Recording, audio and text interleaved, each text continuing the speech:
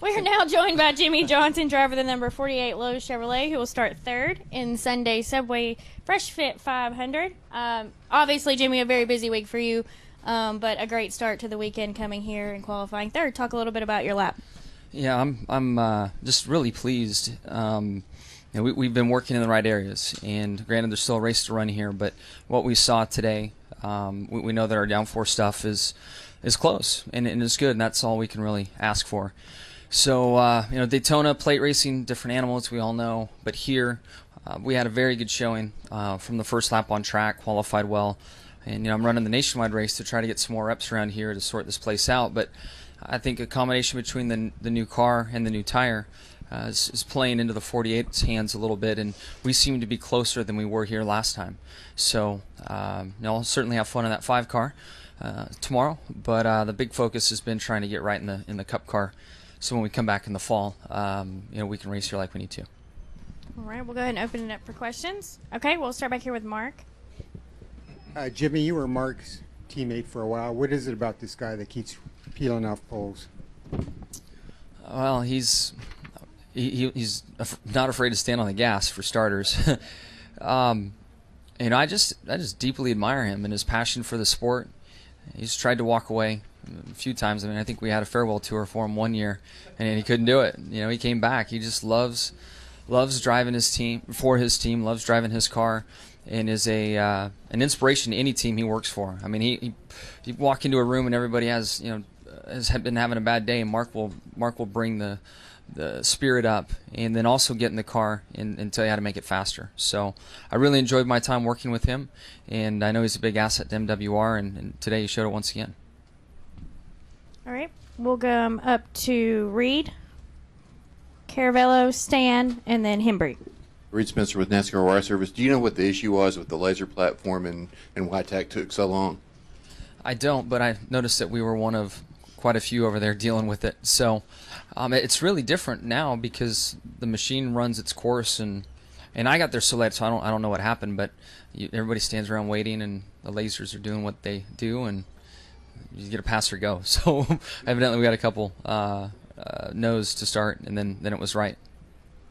I think it was something in the back of the car, though, from what the guys were saying. Caravello? Jimmie, listen to what you said this morning about it seemed like you're targeting this racetrack specifically for the nationwide car because you weren't happy with the way the race was going before the wreck here in the fall. Is that accurate, or is that making too much of No, that? that's absolutely it, for sure. The chase, the tracks in the chase we're very strong at, and we feel like with the testing policy that's in place now, we can prepare for some of the other tracks that are within the chase if we want, and we have that flexibility. But what we couldn't do is test here. Our teammates, it's all 4 teams have to go, and then the tire has to have raced at that track before you can go. So we couldn't come before, and then our teammates didn't think this track was all that important to test at. So my only way to get more experience and to try to get a better handle on this track is to run the nationwide car. That's really the bottom line. And I'm still trying to learn the 2 cars and figure out what can carry over from one to the other, as they are pretty different. So I'm not sure I'll figure it all out this weekend, but my first time on track in the Cup car, I knew that we were better off than we've been here in a long time, so it should be a good week for us. All right, we'll go Mike Hembry, and then we'll come up front to Stan. Mike Hembry, Speed.com. Jimmie, with the testing with this car, it's been really fast everywhere you guys have been with it. A lot of expectations this year about qualifying records, etc. Why do you think there was not a record here today?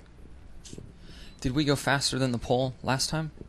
The fall pole? And the pole is Kyle last November. That is the record. Okay.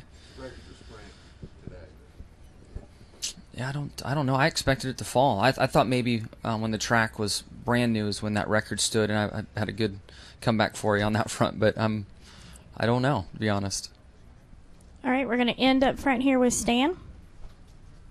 I guess one small thing, the speeds aren't as high here as you see it. Las Vegas coming up, so that effects of the downforce aren't as impactful. We're still going pretty quick here, so I'm trying to get off on a limb to help you out with your story here, but there could be a little something in that. Okay. Stan Creekmore with RPMtonight.com. Jimmie, I watched you watch that last laser inspection and then be with the car and climb in it at the weight inspection. How did you keep so calm? Because it looked like you were not the least bit concerned, even though you were getting in the car much in a position you normally don't and everything, and ran such a strong lap. Fortunately or unfortunately, I've been in that position before, and I knew just to stay calm.